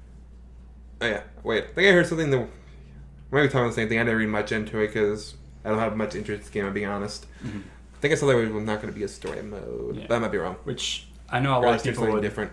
I know they'd be going like, oh, shooters should have story modes, but this is actually a game where I don't want a story mode. Yeah, I saw some people celebrating. It's like, yes, thank you. Yeah, I'd rather have like a different I sort mean, of this thing. almost seems like, I'm not trying to say it in a bad way or anything, but this almost just seems like kind of fun fan servicey type of thing anyway. Yeah. It's not something that really needs this giant Mhm. canon story. Yeah, you don't need to fit it into like the story somehow, especially with Persona 3, because there are some things that happen in Persona 3 that would make a dancing game very jarring and very tonally dissonant. Yeah. Yeah. It is kind of cool to see them going all the way back to Persona 3. They're Yeah. like still doing like spin-off things with that. Yeah. 2 different modes. Pulling Pokemon. I'm interested Yeah. to see how these sell. I'm surprised they're doing 2 different games. Yeah. I mean, like these Same. are 2 different games you can buy separately, right? Mhm. They're not like Yeah. shoved into Far as I one. know. Yeah. So, interesting. Yeah, I You wonder think how- you're gonna get it? Get I mean- them both? I'm gonna wait and see, like, more when there's more information, but maybe. Mm. I like the music in both games, so. I know you're not prepared for this question, and also it's okay if you don't have an answer. But are there any other genres you'd like to see Persona do a spin-off thing to besides fighting game and dancing? Heck yeah. Okay. I want a kart racer. Yeah. Give me a kart racer. Okay, I'll take it. And give me, like, I'll allow it. give me a sports game. I'm on Persona Basketball. Oh my Or, god! like, you pass the ball and, like, someone's Persona does, like, a sick dunk. Like, that'd be awesome. Like, just do it all. Like, How far can they take this? who doesn't want that? Like, from Persona 5 so far, I guess volleyball is Yeah. the first. Yeah. I guess 2 other Persona-related game things real quick. I kind of mentioned Persona Q2. How do you feel about that? I guess, do you have a 3DS? no, I don't. Okay, then I guess you can have us. So Persona Q1 actually has a lot of mixed opinions on it. Some Mhm. people, it's an Etrian Odyssey type game, so if you don't like Etrian Odyssey games, Yeah. then it's not for you. Also, because Persona Q matches together like all the characters from Persona 4 and all the And, characters from yeah. Persona 3, they had to simplify those characters a lot and like their Yeah. basic kind of cliches and memes. So Do you like memes? yeah, so it's not. I'm not really excited for Persona Q2. I mean, Mhm. for the people who Fair like enough. Persona Q, like go for it. Yeah. Congrats, but. Yeah. And I guess the other thing, Yeah. I'm blanking on the name. So wait, how do you like the Persona fighting games? I haven't played them actually. Okay. So. Wow. But Right. I know they're really good, especially for people who aren't Yeah. really into fighting games. They Yeah. have really good teaching system. I know Arc Systems is pretty good. Pretty sure good. I got the newest one from PlayStation Plus for PS3. I should download that think and it mess is. around with Yeah. it. I guess then, are you excited at all for that Persona Ruby Blaze Blue whatever crossover? Oh, But- I guess Yeah. I don't know. I mean, That one looks more kind of just like it features some Persona Yeah. characters, but it's Yeah. not as much Yeah. of a Persona thing. Oh, It's yeah. just, yeah. it's That's just we- like crossover things I like. Yeah, I mean, it's interesting. fun. it's like we had the Persona sprite, so Yeah. might as well. Yeah. Yeah. Put everything we have into one thing and then add Ruby because why not? Just whatever license we can get a Yeah. hold of, just throw it all in. Hey, go for it. All right, Goku as guest character. we're gonna move on to some broad things, but we're gonna get back to your specific interest though. Mhm. But what do you think about the Switch? So far, I haven't really been able to talk to you. About Yeah, it. so I actually really want to switch. Okay. Yeah. I think you guys talked about it last week, where it's like a lot of people want to switch, but like they're waiting for something to really sell them on it. Right. That game, that Um, one game. Yeah, I think for me it's probably going to be when I know Bayonetta 2 is going to come to it eventually. Heck yeah. So whenever that comes out, try and get Switch. Okay. Yeah. Yeah. Have you played Bayonetta 2 at all? No, I played Bayonetta I haven't. 1. I played Bayonetta 1. I haven't played 2 either. I got Bayonetta too. I'm And I played it though. Yeah. Yeah, I think that's like that and like Wonderful 101, like the Platinum games on the Wii U, or like I almost wanted to get a Wii U for that, but then Switch came out and it's So very might obvious as these well, are all like- coming over. Yeah, might as well so. just hold off on it now. Mhm. So you think you will get one like this year, or just soon, or next year, or sometime in the foreseeable future? Yeah, probably sometime next year. Yeah. Yeah. Cool. Well, I don't know if you saw, I can't remember if we mentioned it on here, but Platinum did hint at Wonderful 101 Yeah. or a sequel being on the Switch. Yeah, I heard about that too. Yeah. And yeah, I guess Bayonetta potentially too, so. Yeah, we'll see. Cool. What do you think about the Xbox One? Xbox One X. Sorry. I mean, it's cool, I guess, if you like specs, but I feel like if you care about specs that much, then why don't you just have like a beast PC, you know? PC, yeah. And play all the same games on there. Yeah. Yeah. Just not for me, so. Me too. It's just, because the selling points for me are games, not specs usually, and at the end of the day, it's just not, they don't have enough games I want to play for it to be worth me dropping down $500 to get one. Well, plus a lot of games you'd be interested in are smaller ones to begin with that wouldn't take advantage of the power necessarily. Yeah, I don't need an Xbox One X to play Sunset Overdrive. Yeah. Yeah. I think the Xbox games that I'd like to play is like Sunset Overdrive, Cuphead, Ori. Sunset Overdrive is fun. Yeah. I'm glad we actually have someone with the Xbox now, and I even jumped around on his Sunset Overdrive for a while, and it looks like a lot of fun. I'm now the Nintendo and Xbox guy by default. I'm just a one-trick pony. Yep. Sony pony. Alright, this is the one I'm most excited about. Okay.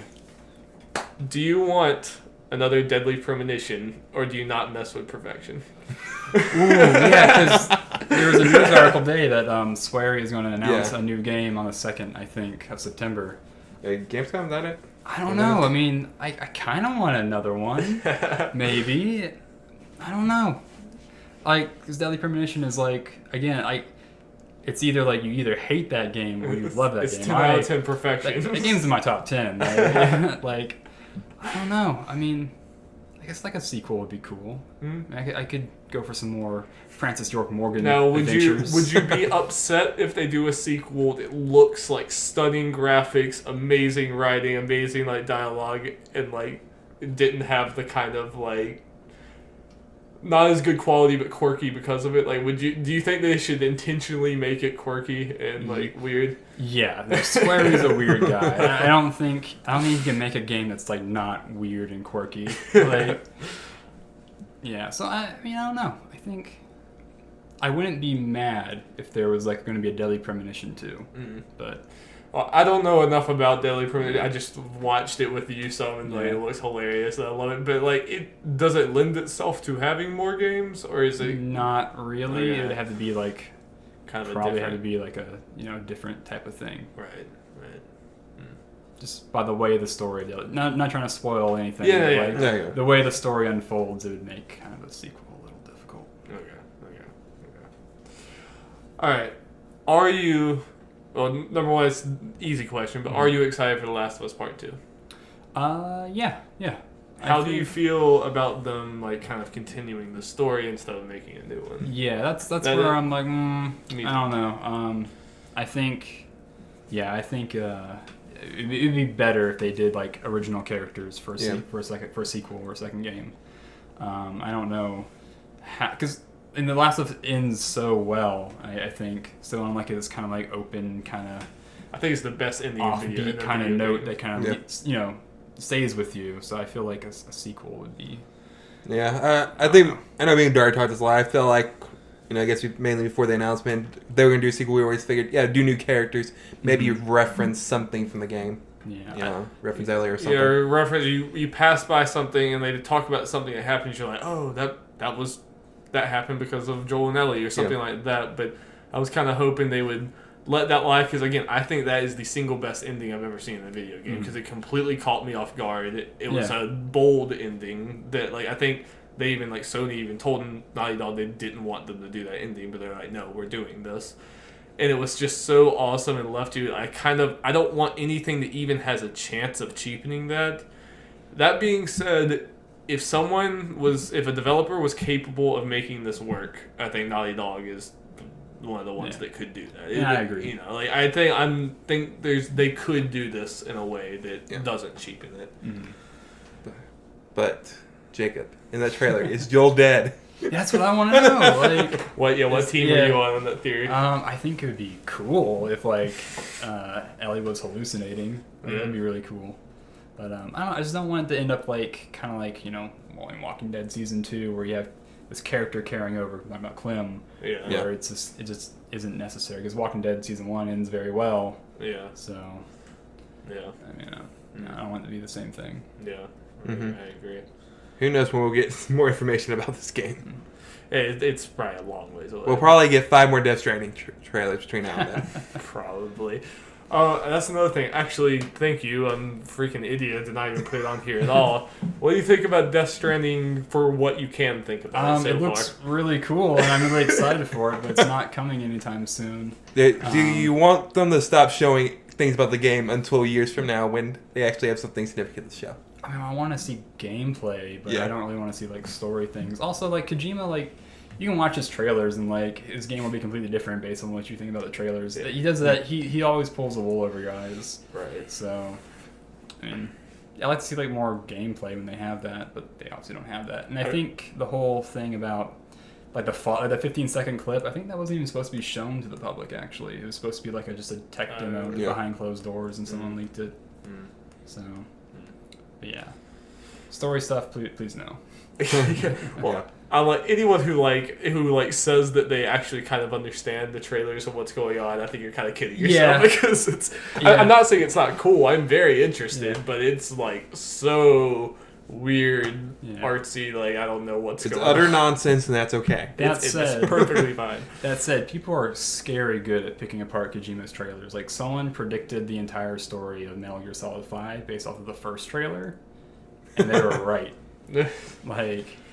Well, and like I think people figured out the whole like Moby Dick thing, right, or whatever in that like reveal. Yeah. I don't know. So what kind of game do you think that like what do you think that a game's gonna end up being like? Do you think it's them? Yeah, clearly? I don't know. I think he did say third-person action. Third-person action game, which makes sense. Yeah. That's what he does. Do you think he'll go like the stealthy like Metal Gear route, or do you think he'll like try something new?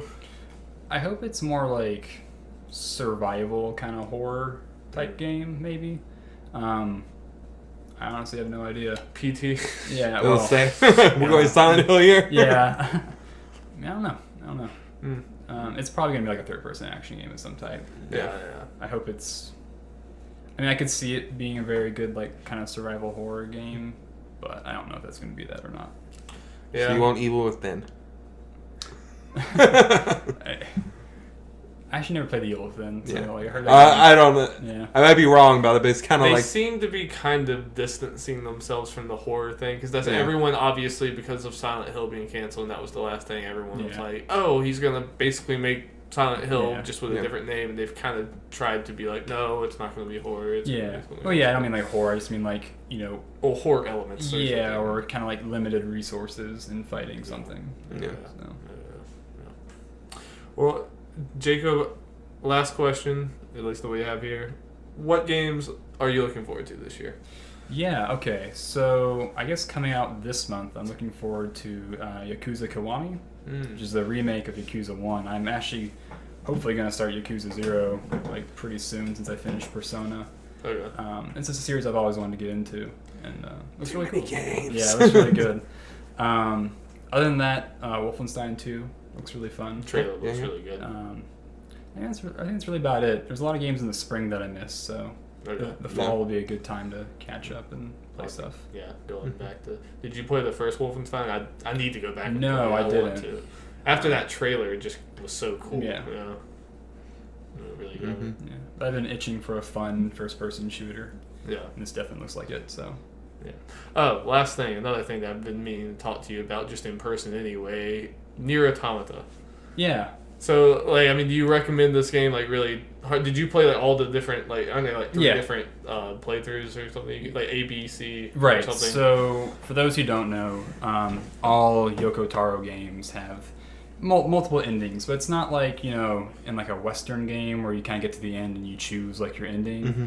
It's more like you play it once, you get an ending, and then you play it again, you get a different ending, and then again and again you get different endings, and there's more becomes apparent to you.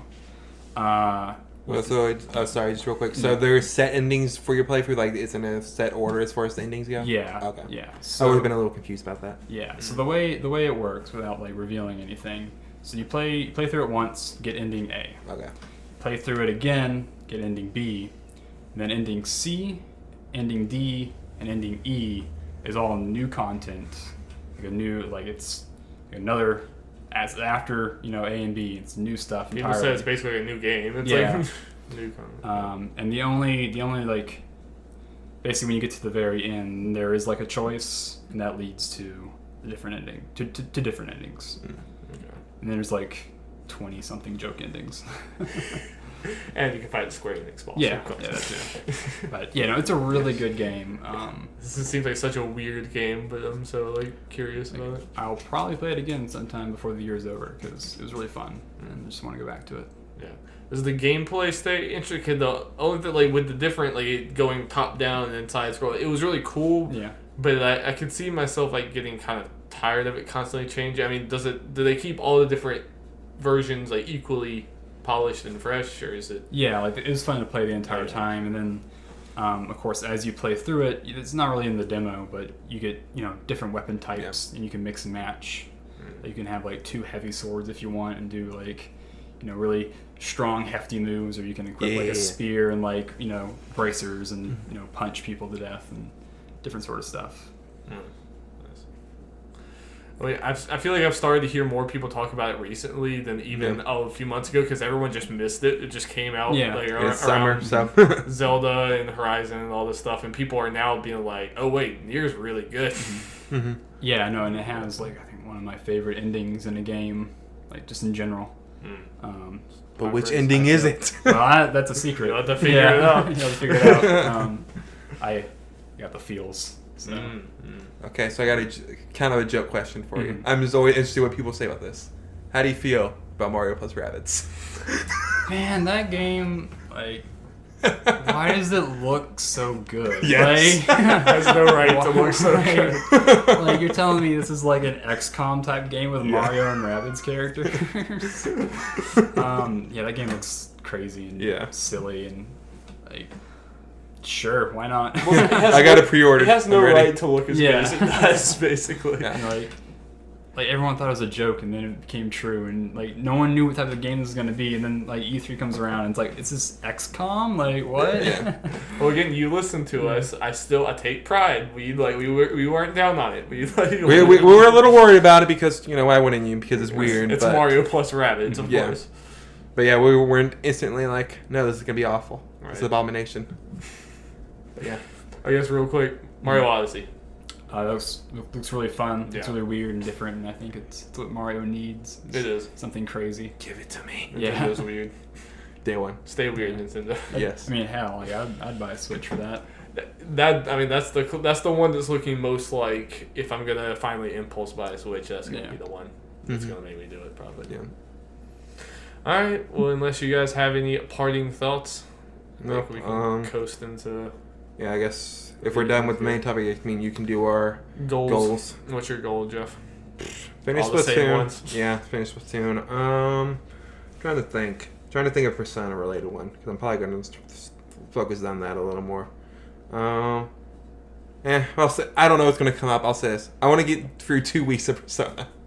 Calendar. Yeah, I'll go with that for now. So yeah, that goes. I want to play Persona and not much else in the near future because I'm liking it so much. I mean, my first is going to be finish Hellblade, and I'm probably going to write a review for it for the Daily Gamecock, so read that if you'd like to do that. And yeah, I guess I'll just copy yours. I'll say 2 weeks of Persona. That works too. Cool. So. Yeah, so other than that, anything else? I can't really think of anything. Very good. Well, thank you so much, everyone, for listening to the Nerds at Large Gaming Podcast. Thank you, Jacob, for joining us. Thank you for having me on. Yeah, please come back anytime you want. Sure. You'll be here now. I'm trapped here. Yeah, we have in this vet clinic. In this room. Yes. Yeah, our guest actually can't leave. Will's like trapped in the closet over there. But then we always complain he can't come on. We just get to let him out sometimes. So if you want to, I guess I should plug the other stuff. If you like movies and all that kind of stuff, especially if you like Game of Thrones, check out the Nerds at Large spoiler cast. You can get that on iTunes services or on YouTube. We do spoiler cast for each and every Game of Thrones episode, and then whatever other movies and TV shows. So far, only superhero movies. So far, yeah. And if you ever want to be involved in any of these, you're welcome to. If we like do any movies like that, so check that out. And yeah. We will see you next week. Yep. See you there. Bye. See ya.